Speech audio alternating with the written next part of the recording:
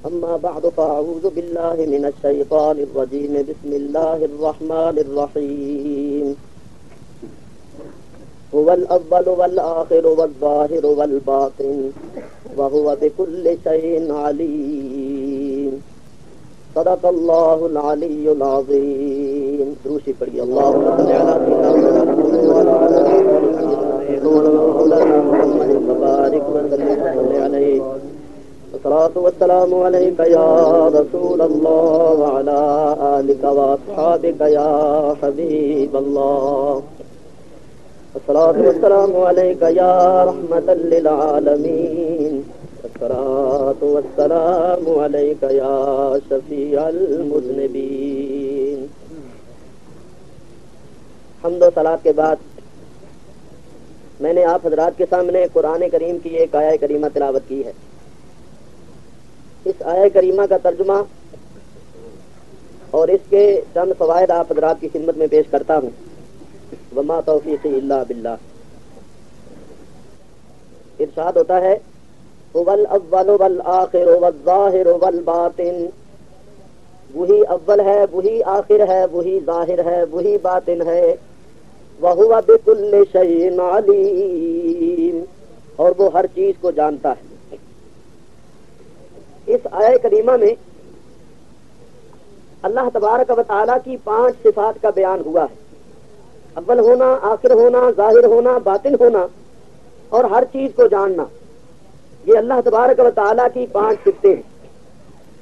اور ہمارا اہل سنت و جماعت کا یہ مذہب ہے کہ اللہ تبارک و تعالیٰ اپنی ذات میں، اپنی صفات میں، اپنے افعال میں، اپنے اسماء میں لا شریک ہے. کوئی اس کا شریک نہیں.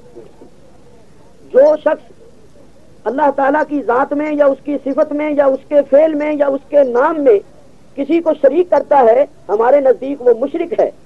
اور شرک بہت بڑا ظلم ہے اور مشرک کی نجات نہیں ہوگی. یہ ہمارا عقیدہ ہے اور یہ ہمارا ایمان ہے.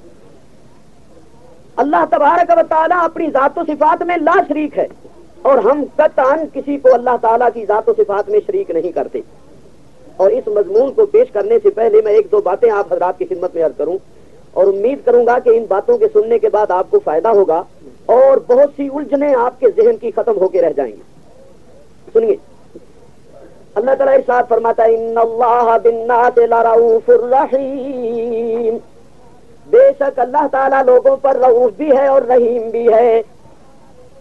اس آیہ کریمہ سے ثابت ہوا کہ اللہ تعالیٰ رؤوف بھی ہے اور اللہ تعالیٰ رحیم بھی ہے. اب ذرا دوسری آیہ کریمہ دیکھیے. اللہ فرماتا ہے لقد جاءکم رسول من انفسکم عزیز علیہ ما عنتم حریص علیکم بالمؤمنین رؤوف الرحیم. بے شک آ گیا تمہارے پاس بڑی شان والا رسول. اللہ فرماتا ہے وہ رسول ایسا ہے کہ اگر مصیبت تم پر آئے، پریشانی اور بے قراری تمہیں لاحق ہو تو وہ رسول بھی بے قرار ہو جاتا ہے. تمہارا مصیبت میں اور مشقت میں پڑ جانا اس رسول پر گراں گزرتا ہے. وہ تمہاری بھلائی کا بہت ہی چاہنے والا ہے. وہ مومنوں پر رؤوف بھی ہے اور رحیم بھی ہے. پہلی آیت نے بتایا تھا کہ رؤوف الرحیم ہونا یہ اللہ کی صفت ہے اور دوسری آیت نے بتایا کہ رؤوف الرحیم ہونا یہ نبی پاک علیہ الصلوۃ والسلام کی بھی صفت ہے. تو کیا یہ شرک ہو گیا؟ شرک ہو گیا. اگر اس کا نام شرک رکھا جائے تو مطلب یہ ہوگا کہ قرآن خود شرک کی تعلیم دے رہا ہے. حالانکہ قرآن شرک کی تعلیم نہیں بلکہ ایمان کی تعلیم دیتا ہے. تو یاد رکھو اللہ تبارک و تعالی رؤوف الرحیم ہے اور نبی پاک علیہ الصلوۃ والسلام بھی رؤوف الرحیم ہے. مگر اللہ کے رؤوف الرحیم ہونے میں اور سرکار کے رؤوف الرحیم ہونے میں فرق ہے. وہ فرق کیا ہے؟ اللہ تعالیٰ رؤوف الرحیم ہے ذاتی طور پر. اس کو کسی نے رؤوف الرحیم بنایا نہیں ہے. وہ کسی کے بنانے سے رؤوف الرحیم نہیں بنا. اور نبی پاک علیہ الصلوۃ والسلام رؤوف الرحیم ہے، ان کو اللہ نے رؤوف الرحیم بنایا. اللہ کی صفتیں ذاتی ہیں، سرکار کی صفتیں عطائی ہیں. اللہ کی صفتیں قدیم ہیں، سرکار کی صفتیں قدیم نہیں ہیں. اور یہ بھی یاد رکھنا اللہ تبارک و تعالیٰ کی صفتیں کسی کے قبضے میں نہیں ہیں اور سرکار کی صفتیں اللہ تعالیٰ کے قبضے میں. اور جس طرح اللہ رؤوف الرحیم ہے اس طرح سرکار دو عالم علیہ الصلوۃ والسلام رؤوف الرحیم نہیں ہے. لیکن باوجود اتنے فرقوں کے قرآن کریم نے رؤوف الرحیم کا اطلاق اللہ پر بھی کیا، رؤوف الرحیم کا اطلاق نبی پاک علیہ الصلوۃ والسلام پر بھی کیا. معلوم یہ ہوا کہ صرف لفظ بول دینے سے حقیقی اشتراک پیدا نہیں ہوتا. ایک بات اور یاد رکھو، اللہ تعالیٰ قرآن پاک میں ارشاد فرماتا ہے اللہ ولی الذین آمنوا یخرجہم من الظلمات الی النور، اللہ مددگار ہے ایمان والوں کا، وہ کیا کرتا ہے؟ یخرجہم، وہ نکالتا ہے ان ایمان والوں کو من الظلمات الی النور، ظلمتوں سے نور کی طرف۔ یہ اللہ کا کام ہے۔ اللہ کا کیا کام ہے؟ کہ وہ ایمان والوں کو ظلمتوں سے نکال کر نور کی طرف لاتا ہے۔ اب ذرا دوسری آیت کریمہ دیکھیے، اللہ تعالیٰ ارشاد فرماتا ہے الف لام را کتاب انزلناہ الیک لتخرج الناس من الظلمات الی النور، اللہ فرماتا ہے حبیب یہ کتاب ہے جو ہم نے تمہاری طرف نازل کی ہے کہ تم لوگوں کو ظلمتوں سے نکال کر نور کی طرف لاتے ہو۔ پہلی آیت نے بتایا تھا کہ ظلمتوں سے نکال کر نور کی طرف لانا یہ اللہ کا کام ہے، دوسری آیت نے بتایا کہ ظلمتوں سے نکال کر نور کی طرف لانا یہ رسول اللہ کا بھی کام ہے۔ تو ایک کام دونوں کرتے ہیں، اللہ بھی کرتا ہے رسول اللہ بھی کرتے ہیں، تو کیا یہ شرک ہو گیا؟ نہیں، اس واسطے کہ ہر مسلمان کا یہ عقیدہ ہے کہ اللہ تعالیٰ کو جو قدرت ہے کہ وہ ظلمتوں سے نکال کر نور کی طرف لاتا ہے وہ ذاتی طور پر ہے، وہ کسی کی عطا کی ہوئی نہیں ہے، اور نبی پاک علیہ الصلوۃ والسلام کو جو قدرت ہے وہ اللہ تعالیٰ کی عطا کی ہوئی ہے، تو اللہ تعالیٰ بھی نکالتا ہے ظلمتوں سے اور نبی پاک بھی نکالتے ہیں، مگر اللہ کی قدرت ذاتی ہے، نبی پاک کی قدرت عطائی۔ لیکن قرآن کریم میں الفاظ جو اللہ کی شان میں آئے تھے وہی رسول اللہ صلی اللہ تعالیٰ علیہ وسلم کی شان میں آئے، تو معلوم یہ ہوا کہ صرف الفاظ کے اطلاق سے شرک نہیں بڑھتا۔ تو یہ میں نے صرف دو آیتیں پیش کی ہیں، اسی پر قیاس کر لیجئے، لفظ حاضر ناظر کے بول دینے سے یا علم غیب کے بول دینے سے یا استمداد کے بول دینے سے صرف الفاظ کے اطلاق سے شرک نہیں پڑتا، کیونکہ ہر مسلمان کا یہ عقیدہ ہے کہ نبی پاک علیہ الصلوۃ والسلام کو جس قدر بھی کمالات حاصل ہیں وہ سب اللہ تعالیٰ کے عطا کیے ہوئے، تو جب اس نے اللہ کے عطا کیے ہوئے مان لیے تو شرک وغیرہ کی جڑیں اکڑ گئیں، شرک کا سوال ہی پیدا نہیں ہوتا۔ لیکن مصیبت یہ ہے کہ آج کل وہ آیتیں تو پڑھ کے سنا دیتے ہیں جن آیتوں میں اللہ تعالیٰ کی شان کا تذکرہ ہے، اور ان آیتوں کو ہڑپی کر جاتے ہیں، چھپائی جاتے ہیں جن آیتوں میں نبی پاک علیہ الصلوۃ والسلام کی شان کا تذکرہ۔ لیکن الحمدللہ رب العالمین ہم صرف لا الہ الا اللہ پڑھنے والے نہیں ہیں کہ بیٹھے بیٹھے کہہ دیا لا الہ الا اللہ، بس ہم اتنا پڑھنے والے نہیں، ہم پورا کلمہ پڑھتے ہیں لا الہ الا اللہ محمد الرسول اللہ۔ تو جو پورا کلمہ پڑھنے والا ہوگا وہ اللہ کی شان کو بھی مانے گا، مصطفیٰ کی شان کو بھی مانے گا، اور جو آدھا کلمہ پڑھنے والا ہوگا وہ حضور کی شان کی آیتیں چھپائے گا، کیونکہ اس نے آدھا کلمہ پڑھا ہے، اور جس نے سارا کلمہ پڑھا ہے وہ اللہ کو بھی مانتا ہے، مصطفیٰ کو بھی مانتا ہے صلی اللہ تعالی علیہ وسلم۔ خیر، یہ ایک بات تھی مختصر، میرا مضمون آگے ہے، میں چند محبت کی باتیں کرنا چاہتا ہوں۔ تو میں یہ کر رہا تھا کہ اول ہونا، آخر ہونا، ظاہر ہونا، باطن ہونا اور ہر چیز کو جاننا یہ اللہ تعالیٰ کی صفات ہیں۔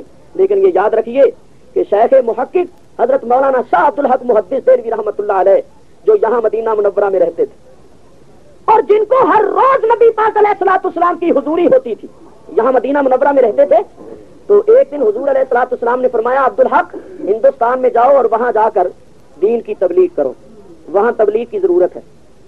رات خواب میں یہ ارشاد ہوا، صبح اٹھے اور حاضری دے کر عرض کیا آقا آپ کی بارگاہ میں رہتا ہوں، اپنا وطن چھوڑ کر آیا اس لیے کہ آپ کے قدموں میں رہوں اور آپ کے قدموں میں ہی مروں، تو حضور آپ کی مسجد میں نماز پڑھتا ہوں اور نماز کے بعد صلاۃ و سلام کا ہدیہ پیش کرتا ہوں اور ہر وقت آپ کے گنبد پاک کو دیکھتا ہوں، تو حضور مجھے اپنے قدموں میں ہی رہنے دیجیے، مجھے دور نہ کیجیے۔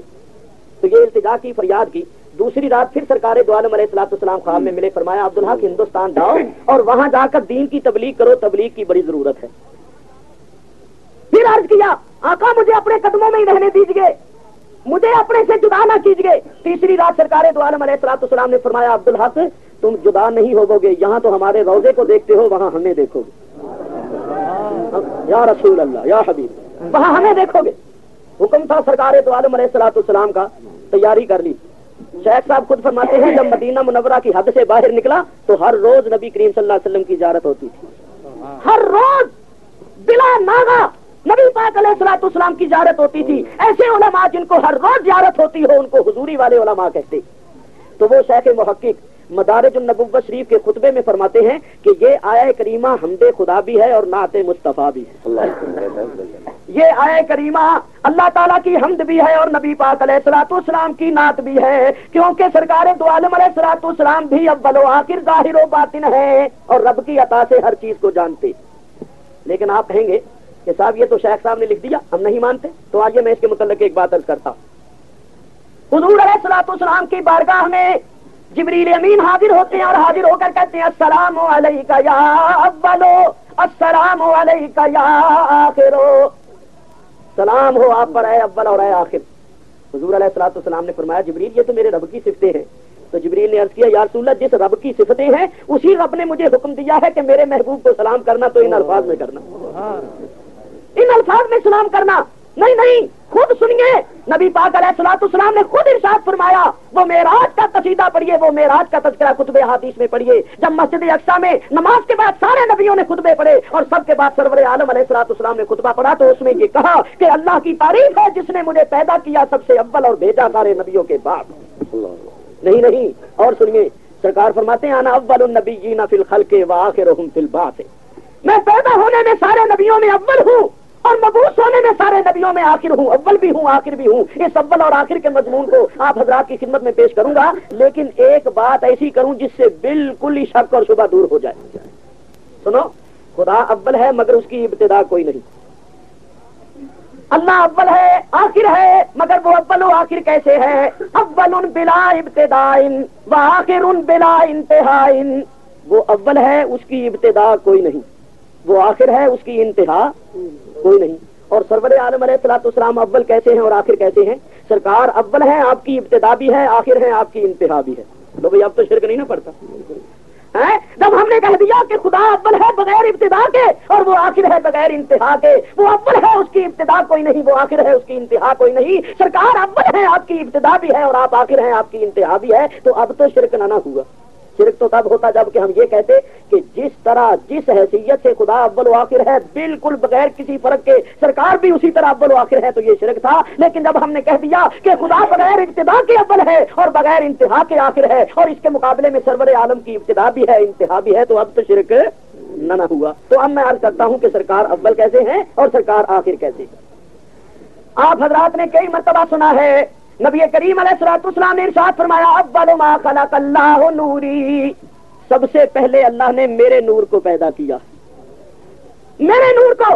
और इस मजमून की बहुत सी हदीसें आती है। अल्लाह अकबर।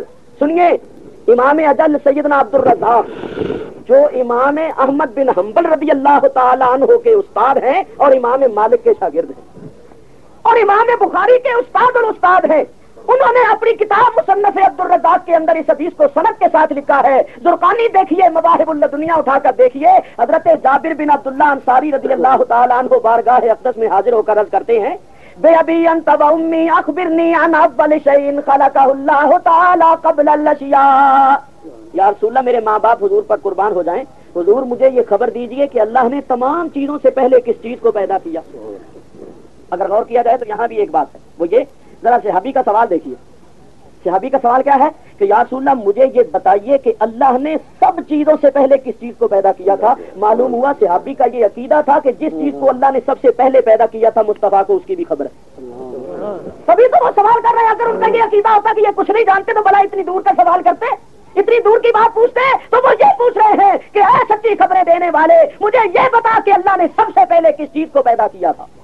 तो हुजूर अलैहिस्सलाम ने ये नहीं फरमाया कि मुझे क्या पता है, अल्लाह ही जाने। नहीं, फरमाया या जाबिरो इन्नल्लाह ताला खलक़ क़ब्ल अल-अशिया नूरा नबिय्यका मिन नूरिही।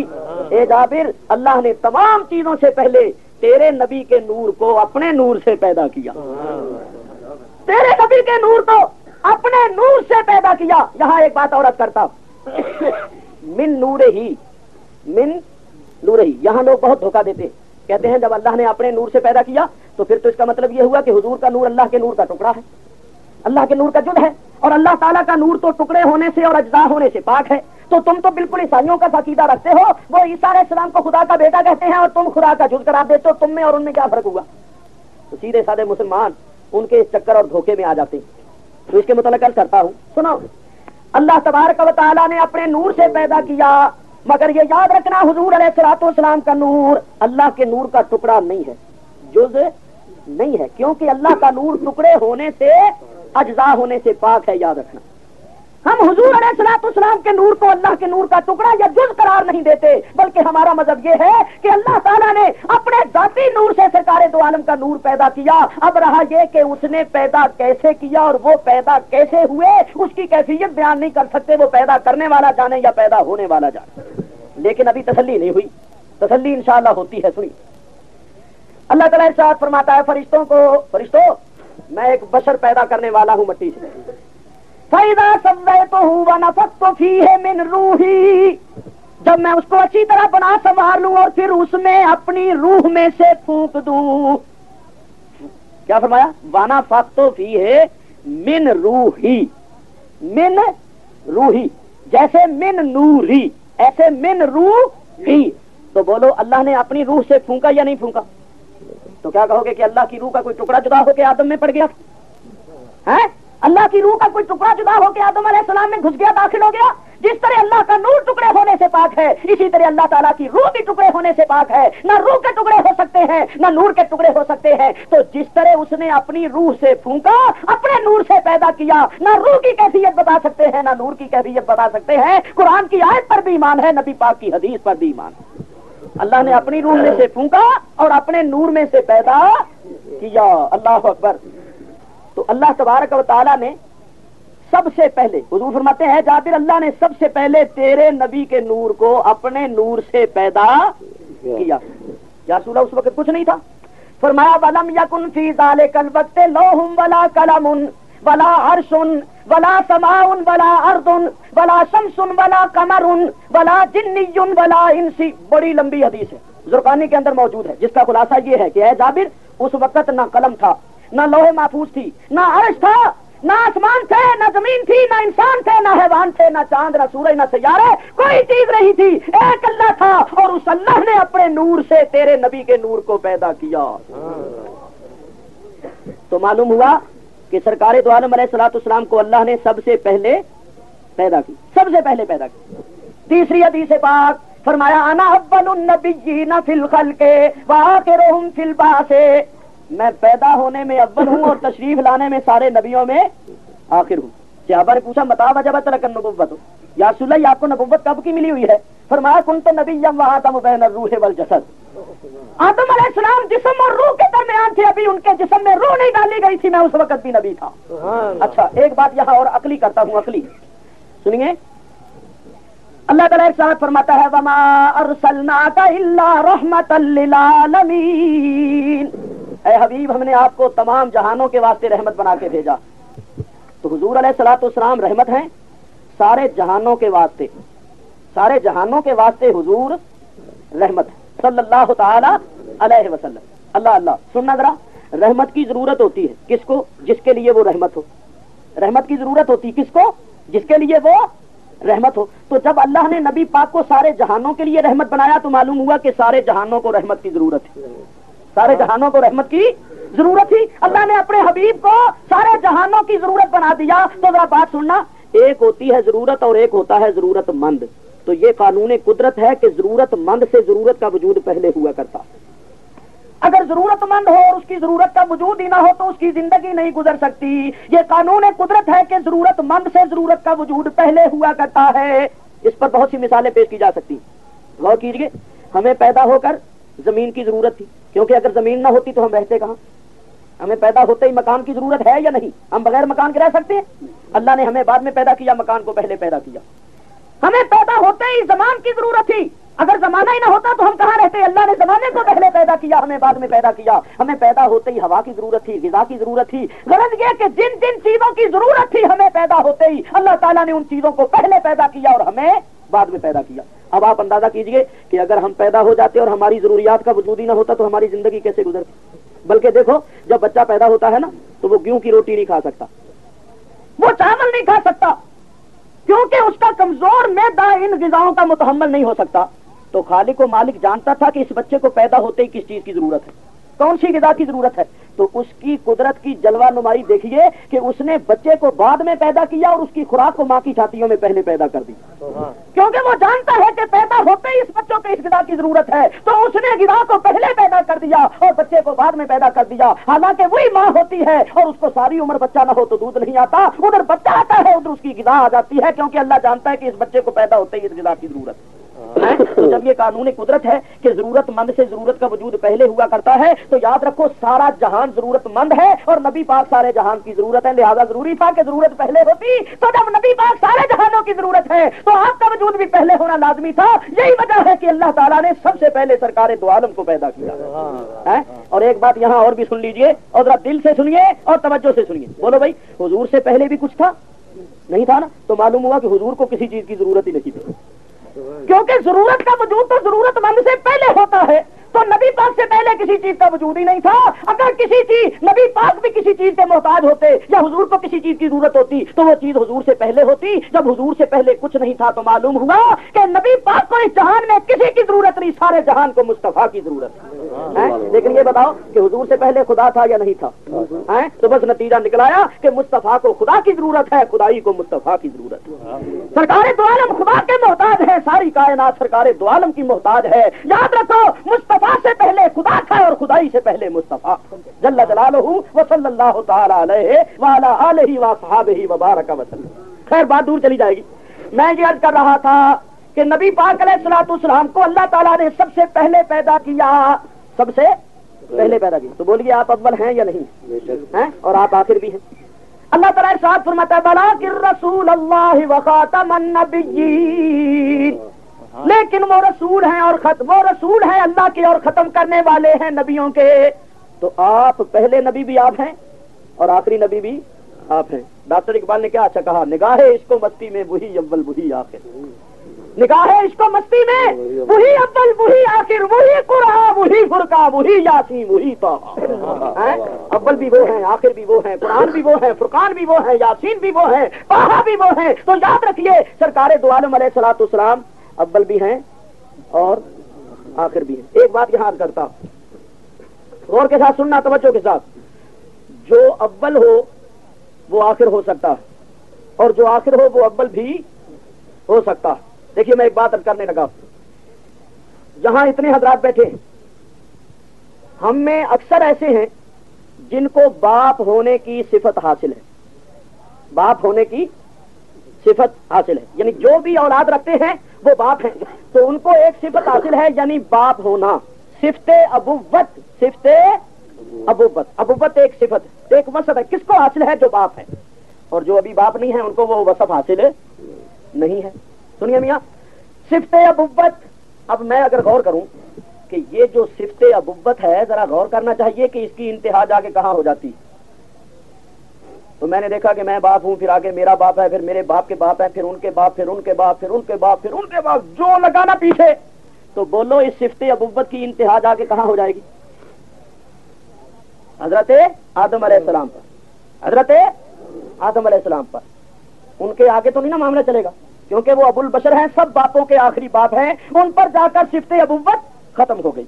तो हम ये कह सकते हैं कि आदम अलैहिस्सलाम खातिमुल आबा हैं, खातिमुल आबा हैं, सारे बापों के खत्म करने वाले हैं, खातिमुल आबा है, क्योंकि वस्फ़े अबुव्वत की इंतहा जाके उनकी जात पर हो जाती है। जरा ज़हनों पर जोर दे के मुझे बताइए कि अगर इस वसफ की इंतहा उनकी जात पर हो गई है तो इसकी इब्तिदा कहां से हुई थी? हैं? अरे इस वसफ की इब्तिदा कहां से हुई थी? इब्तिदा भी तो उनसे ही हुई थी। अगर वो बाप ना बनते तो ये आगे हजारों लाखों बाप कैसे बन जाते? सबसे पहले वो बाप बने और आगे बापों का सिलसिला शुरू हो गया। तो मालूम ये हुआ कि इस वस्फ़े अबुव्वत की इब्तिदा भी उनकी जात से हुई थी और इंतहा भी उन्हीं की जात पर हो जाती है। वस्फ़े अबुव्वत की इब्तिदा भी वो है, इंतहा भी वो है। बिला तशबीह याद रखना, वो तो वस्फ़े अबुव्वत की इब्तिदा और इंतहा है और नबी पाक वस्फ़े नबुव्वत की इब्तिदा और इंतहा। आदम अलैहिस्सलाम पर अबुव्वत की सिफत की इंतहा हो जाती है और इब्तिदा भी उनसे हुई थी। तो नबी पाक अलैहिस्सलाम की जात अक़दस पर सिफते नबुव्वत की इंतहा भी होती है, इब्तिदा भी होती है। नबुव्वत का सिलसिला चला भी मुस्तफा से और खत्म भी मुस्तफा पर। हुजूर अव्वल भी है, हुजूर आखिर। پہلے نبی بھی آپ ہیں اور پچھلے نبی بھی آپ ہیں، نبوت کا سلسلہ چلا بھی آپ سے ہے اور ختم بھی آپ کی ذات پر ہو گیا۔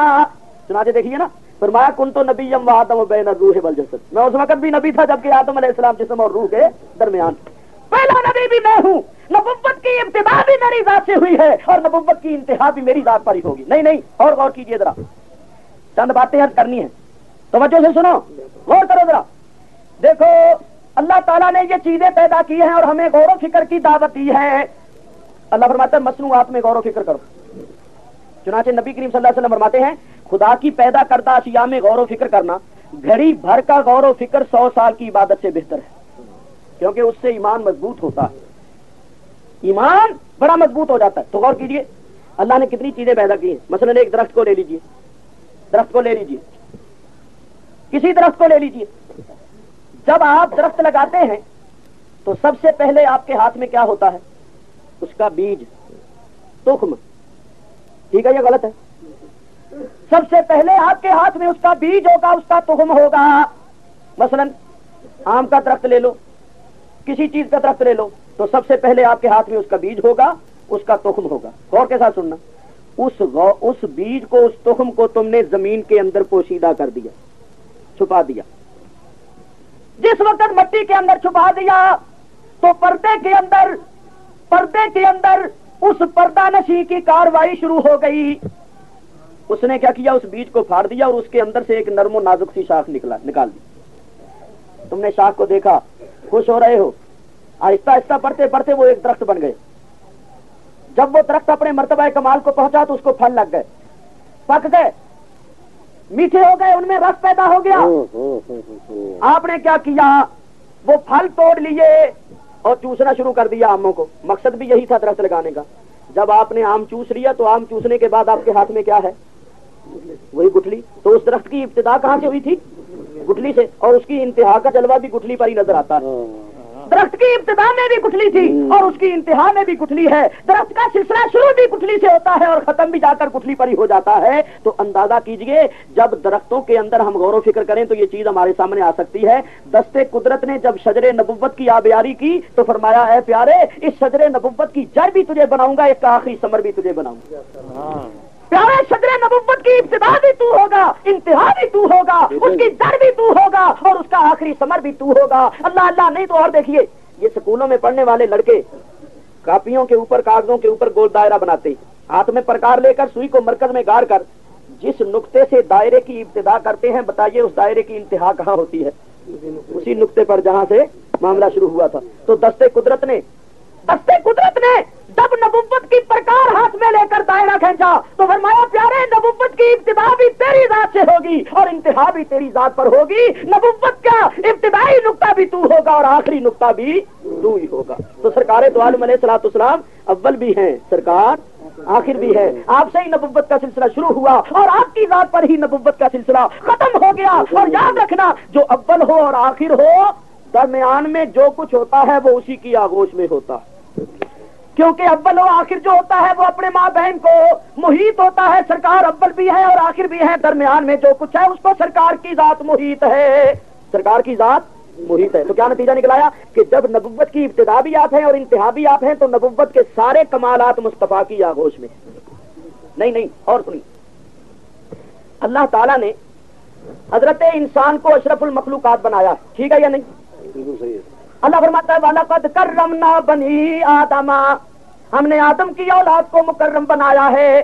انسان اشرف المخلوقات، انسان اشرف المخلوقات ہے یا نہیں ہے؟ بولو کیسے؟ اس انسان کے اندر اللہ تعالیٰ نے تمام عالم کی حقیقتوں کو رکھ دیا۔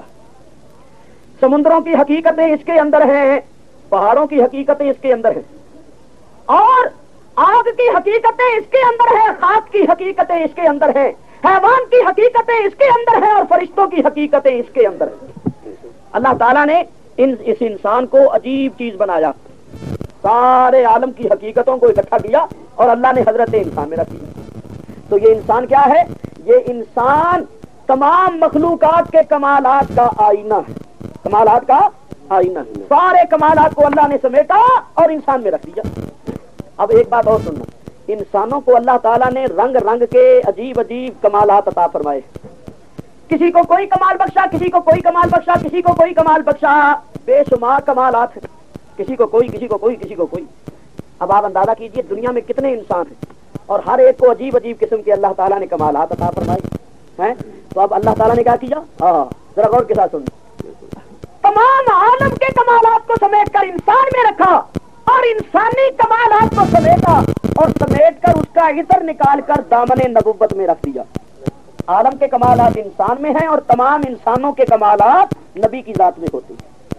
کوئی ایسا کمال نہیں ہوتا جو کسی دوسرے انسان میں ہو اور نبی کے اندر نہ ہو، بلکہ ہر وہ چیز جس کو کمال کہا جا سکتا ہے وہ نبی کی ذات میں ضرور ہوتا ہے۔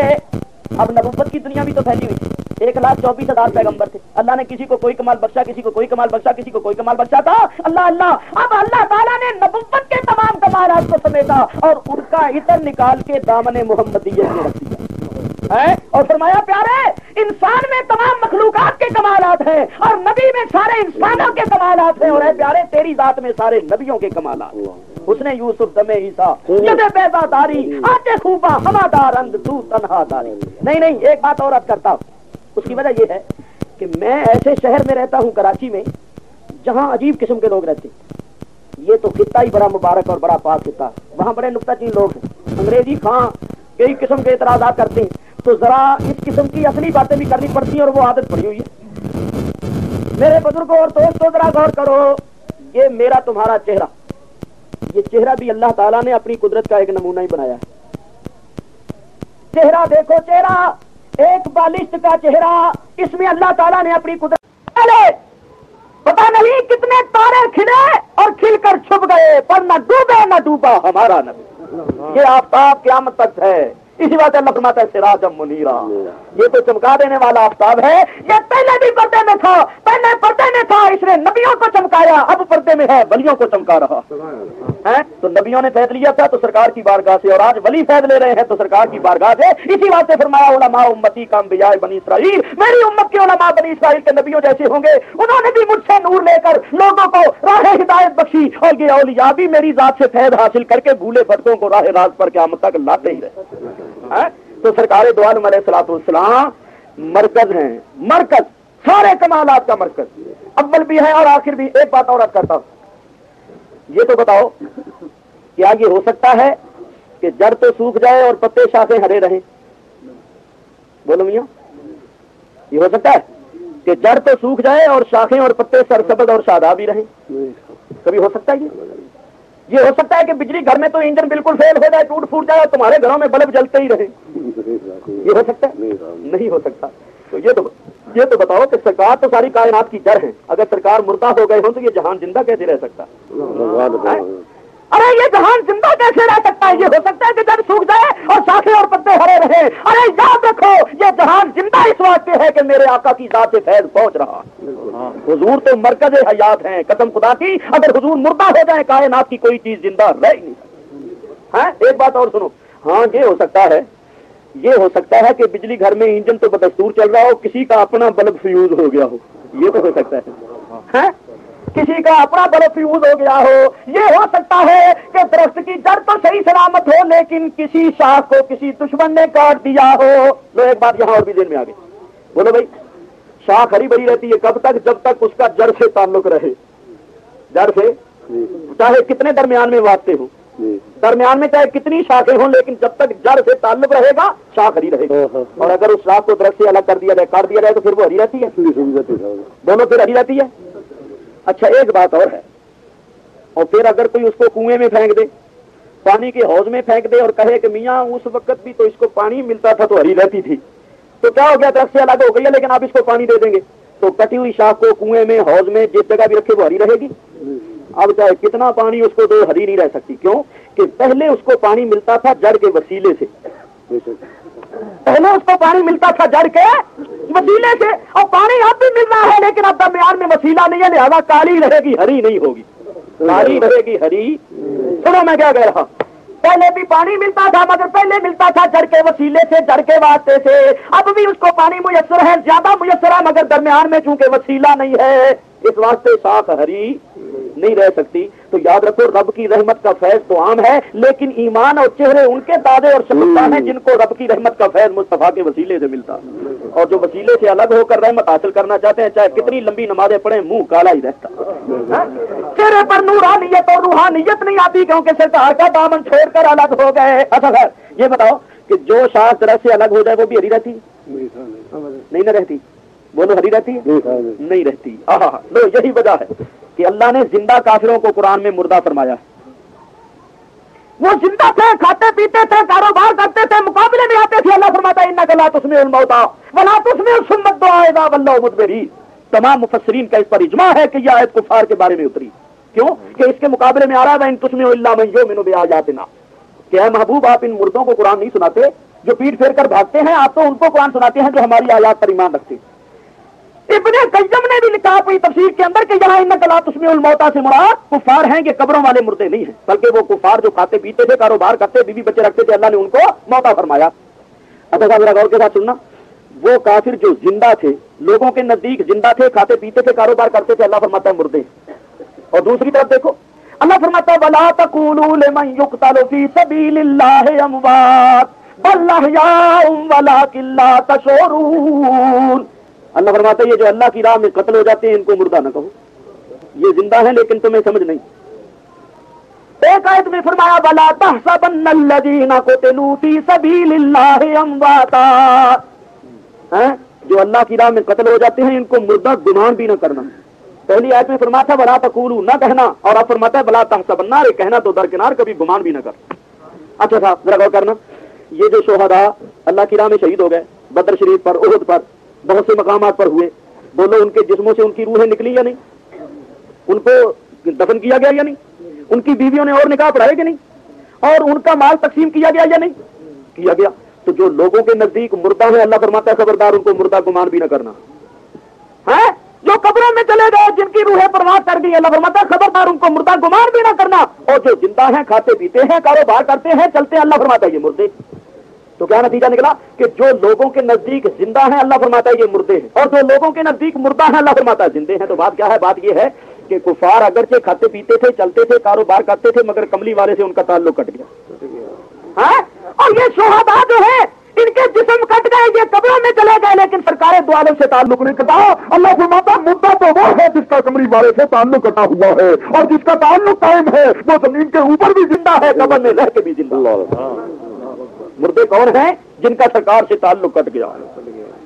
وہ زمین کے اوپر چلتے پھرتے بھی مردے ہیں، کھاتے پیتے بھی مردے ہیں، باز کرتے بھی مردے ہیں، اور جن کا تعلق قائم ہے وہ زمین کے اوپر بھی زندہ، قبروں کے اندر پڑے ہوئے بھی زندہ. جو ان کو مردہ گمان کرے وہ منکر قرآن ہے، منکر قرآن. معلوم ہوا زندگی نام ہے تعلق مصطفیٰ کا، زندگی نام ہے تعلق مصطفیٰ. آپ کہیں گے کہ صاحب کافروں کے تعلق جڑے ہی کب تھے جو کٹ گئے؟ نہیں، جڑے تھے. کیا آپ بھول گئے؟ حضور نے فرمایا کل مولود یولد علی فطرۃ الاسلام، ہر بچہ جب پیدا ہوتا ہے تو وہ اسلام کی فطرت پر پیدا ہوتا ہے. فابواہ یحودانہ وینصرانہ، پھر اس کے ماں باپ چاہے اس کو یہودی بنا دیں یا نصرانی بنا دیں یا مجوسی بنا دیں. ٹھیک ہے یا نہیں؟ جب پیدا ہوتا ہے اس وقت مسلمان ہوتا ہے، بعد میں تعلق کر دیا، ماں باپ نے کر دیا، ماں باپ کے اندر شیطان گھسے ہوئے انہوں نے کر دیا. تو دیکھا جو شاخ درخت سے کٹ گئی وہ سوکھ گئی، وہ سوکھی اور وہ مردہ. تو معلوم یہ ہوا کہ زندگی نام ہے تعلق مصطفیٰ کا. جس کا تعلق قائم ہے اس کی زندگی ہے، دوسرے کی زندگی نہیں ہے. یہی تو ہم کہتے ہیں کہ صرف ظاہری شکل و صورتوں کو نہ دیکھا کرو، تعلق کو بھی دیکھا کرو کہ اس کا تعلق ہے یا نہیں. یہ ساری بات تعلق ہی تو ہے، تعلق کی بات ہے. میاں دیکھو نا، غور کرو نا، گاڑیاں چلتی ہیں پاکستان میں، گاڑی چلتی ہے نا، ریل گاڑی. تو گاڑی کو کون کھینچتا ہے؟ انجن، ٹھیک ہے نا. اور اس کے پیچھے کتنے ڈبے لگے ہوتے ہیں؟ سب کو کھینچ لیتا ہے. تو وہ ڈبوں کے اندر تو کوئی انجن نہیں لگا ہوتا، ڈبوں کے اندر تو کوئی طاقت نہیں ہے کہ وہ خود بخود چلے. انجن کے ساتھ وہ کیوں چلتے ہیں کہ ان کا انجن سے تعلق مضبوط ہو جاتا ہے. تعلق چاہے درمیان میں کتنے واسطے کیوں نہ ہو، 60 ڈبوں کے بعد بھی جو ڈبہ لگا ہوگا انجن اس کو بھی کھینچ کے لے جائے گا. انجن کہتا ہے تو یہ نہ دیکھ کہ 60 ڈبوں کے بعد لگا ہے، تو یہ دیکھ تیرا تعلق صحیح ہے کہ نہیں. اگر تیرا تعلق صحیح ہے تو میں تجھے لے جاؤں. ताल्लुक सही होना चाहिए। फिर ये नहीं देखना, इंजन ये नहीं देखता कि मेरे पीछे सेकंड क्लास का डब्बा है या इंटर क्लास का है या थर्ड क्लास का है या मालगाड़ी की बोगी है या जनाबे वाला एयर कंडीशन है। वो कहता है चाहे तू कुछ भी है, ताल्लुक सही रख, मैं तेनू ले जाऊंगा। तो अगर तेरा ताल्लुक सही नहीं तो चाहे तू फर्स्ट क्लास ही क्यों ना हो, चाहे तू एयर कंडीशन ही क्यों ना हो, यहीं पड़ा रहेगा। है मेरे साथ आने के लिए ताल्लुक का सही होना जरूरी है। तो याद रखो, सरकार तो आलम अलैहिस्सलाम ये नहीं देखते कि मेरे पीछे सैयद है, मुगल है, पठान है, मोदी है, जुलाहा है, शेख है, कई है। वो कहते हैं तू कुछ भी हो, ईमान का ताल्लुक सही कर ले, मैं तुझे साथ ले जाऊंगा। तो मियां ताल्लुक को देखा करो, किस चीज को देखा करो? ताल्लुक। ये सारी बात ताल्लुक ही है। ताल्लुक देखो ना, बल्ब यहाँ जल रहा है, यहाँ रोशनी हो रही है, हालांकि यहाँ कोई पावर हाउस यहाँ है, पावर हाउस तो किसी और जगह है ना, लेकिन इसका ताल्लुक है। ताल्लुक है, ताल्लुक। जहाँ बिजली घर घर पहुंचानी थी, हुकूमत ने एक जगह बिजली का इंजन लगा दिया जिसको पावर हाउस कहते हैं, वहां से निकाली शाखें, वहां से निकाली तारें। अब तारों के लिए खंबे भी लगने थे, जा बजा लगा दिए खंबे हैं, और जिस जगह कोई खंबा लग गया उस खंबे के इर्द गिर्द वालों को बिजली मिल गई। आगे फिर खंबा लगा दिया, उसके इर्द गिर्द वालों को बिजली मिल गई। जो निकला घर घर रोशनी हो रही है, कमरे कमरे में बल्ब लगा हुआ है, हालांकि इंजन एक जगह है लेकिन कमरे कमरे में जगमग जगमग हो रही है। इसी तरह अल्लाह ताला ने ईमान की बिजली भी हर सीने में पहुंचानी थी। तो ईमान की बिजली का पावर हाउस तो लगा दिया मदीना मुनव्वरा में, और यहां से निकली तारे, और फिर आगे खंबे लगते गए। कोई खंबा लग गया बगदाद शरीफ में, कोई खंबा लग गया अजमेर शरीफ में, कोई खंबा लग गया पाकपतन शरीफ में, कोई खंबा लग गया लाहौर शरीफ में, कोई खंबा लग गया सरहद शरीफ में। और ये तारे, किसी तार का नाम हो गया नक्शबंदी, किसी का नाम हो गया कादरी, किसी का नाम हो गया सोरवर्दी, किसी का नाम हो गया चिश्ती। इन सब तारों में बिजली एक ही है जो मदीना मुनव्वरा से जा रही है। बिजली अल्लाह या रसूल अल्लाह। मियां बिजली एक ही है। आगे तुम ट्यूबें लगा लो, बल्ब लगा लो, चाहे ट्यूब का रंग सबज हो, सुर्ख हो, नीला हो, पीला हो, बिजली एक ही है। रंग अलग अलग हैं, रंग अलग अलग हैं, नाम अलग अलग हैं। चाहे तुम चिश्ती रख लो, चाहे कादरी रख लो, किसी का जलाली रख लो, किसी का जमाली रख लो, इन सब में बिजली एक ही है जो सबज गुंबद से जा रही है, क्योंकि ईमानी बिजली का पावर हाउस यही। अच्छा, तो आप जरा गौर के साथ सुनना, तवज्जो के साथ सुनना। कोई मुनकिर हो वसीले का और वो बल्ब ले आए बाजार से और कहे मैं तो दरमियान में मीटर नहीं लगाऊंगा, मैं तो मीटर के वास्ते से, कन्ने के वास्ते से नहीं, मैं अपना बल्ब सीधा ही बराह रास्त इंजन को लगाऊंगा, बराह रास्त इंजन को ही लगाऊंगा, तो उसका दिमाग खराब होगा या नहीं? बोलो, इसका बल्ब सीधा इंजन के साथ लग सकता है? हर अकलमंद करेगा मियां उसी पावर हाउस से हमने बिजली पैदा की है, निकाली है, दरमियान में वास्ते पैदा किए हैं, वास्ते के साथ वसीले के साथ तू लेगा तो तेरा घर रोशन होगा, बल्ब जलता रहेगा। और अगर तू बराह रास्त लेना चाहेगा तो तू कभी फैज़याब नहीं हो सकता। क्यों? कि पावर हाउस में बिजली पैदा होती है बड़ी कुव्वत के साथ और तेरा बल्ब है कमजोर, और ये कानून फितरत है कि जो कमजोर होता है वो बड़े कुव्वत वाले से बराह रास्त फैज नहीं ले सकता जबकि दरमियान में वसीला ना हो। जो कमजोर होता है वो बड़ी कुव्वत वाले से बराह रास्त कभी फैज नहीं ले सकता जब तक के दरमियान में वसीला ना हो। मतलब आगे दरिया बहते हैं, दरिया, और दरियाओं से खेतों में पानी लगता है, ठीक है कि नहीं? तो फिर अकलमंद क्या करते हैं कि दरियाओं में से निकालते हैं नहरें, नहरों में से निकाले राजबाहे, राजबाहों से निकाले छोटे छोटे नाले, और नालों से जब पानी आपके खेत को मिला, क्यारियों को मिला, खेत सब सबद और शादाब हो गया। और अगर कोई कहे कि मैं ये जितने दरमियान में वास्ते और वसीले हैं मैं इनका बिल्कुल कायल नहीं, मैं तो अपने खेत को सीधा दरिया से ही पानी लगाऊंगा, तो फिर आप जानते हैं कभी कभी दरिया से सीधा पानी लगता है तो फिर क्या होता है?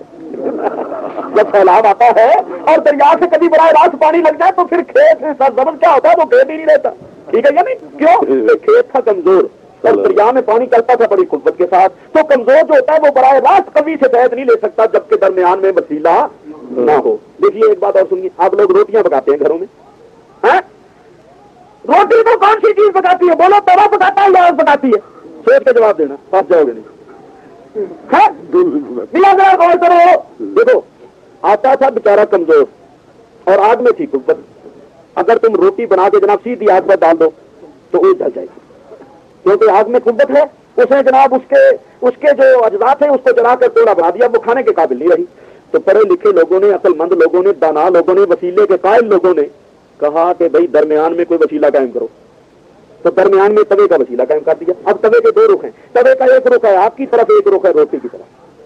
तवे का एक रुख है आग की तरफ और एक है रोटी की तरफ। वो आग से फैज ले रहा है, रोटी को फैज दे रहा है। रोटी पक रही है, खाने के काबिल हो गई, तुम्हारी जिंदगी का सबब बनी, तुम्हारी कुव्वत का सबब बनी। अल्लाह अकबर। हालांकि रोटी को आग नहीं पकाया, मगर आग ने अपना फैज तवे के वास्ते से दिया, तवे के वास्ते से दिया। और अगर कोई वास्ते का कायल ना हो, मैं सीधी ही रोटियां पकानी पकाई जा भाई, तेरी मर्जी।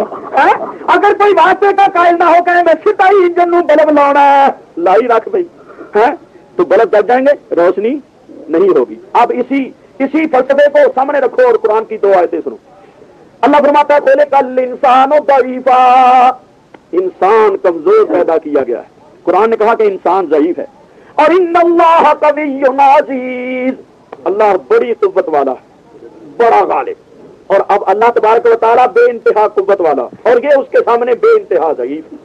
तो अब बोलो ये किस तरह बराह रास्त फैज ले सकता था? यही वजह है कि अल्लाह ने अंबिया और औलिया को पैदा किया। अब एक बात मैं आपसे पूछता हूँ, बोलो अल्लाह ताला अंबिया और औलिया का मोहताज है? बोलो भाई, नहीं है ना, अल्लाह बेनियाज़ है, किसी का मोहताज नहीं। तो फिर उसने अंबिया औलिया को क्यों पैदा किया? हाँ, क्या अंबिया औलिया के बगैर वो अपनी तौहीद नहीं फैला सकता था? क्या अंबिया औलिया के बगैर वो दीन नहीं फैला सकता था? क्या अंबिया औलिया के बगैर वो हिदायत नहीं दे सकता था? सब कुछ कर सकता है, वो हर चीज पर कादिर है। इन्नल्लाह अला कुल्लि शैइन कदीर। फिर उसने नबियों वलियों को क्यों पैदा किया? सुनो, याद रखो, अल्लाह हर चीज पर कादिर है, वो सब कुछ कर सकता है, लेकिन हम इस काबिल नहीं है कि बराह रास्त उससे फैज ले सकते हैं।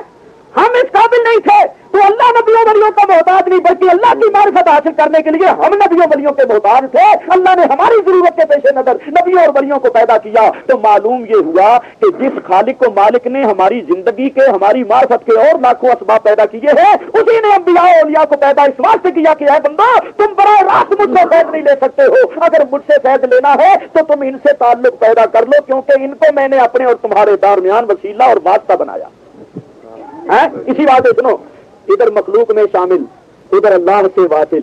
खवास इस बरज़ख़े कुबरा में है हरफ़े मुशद्दद का। हुजूर का नाम पाक क्या है? मुहम्मद सल्लल्लाहु अलैहि। नाम ही अल्लाह ने ऐसा बना दिया कि कोई चूमे न चूमे, होठ खुद ही चूम रहे। मुहम्मद, होठ खुद चूम रहे हैं। बारह खुदाया, ये किसका नाम आया मेरे लबों पर?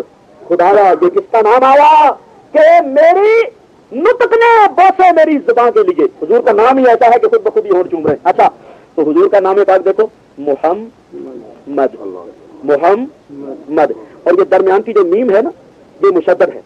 और जो हरफ़े मुशद्दद हो, जिस हरफ के ऊपर तशदीद हो, शद हो, उसका माँ कब्र से भी ताल्लुक होता है, माँ बाप से भी ताल्लुक होता है, वरना वो पढ़ने में नहीं आ सकता है।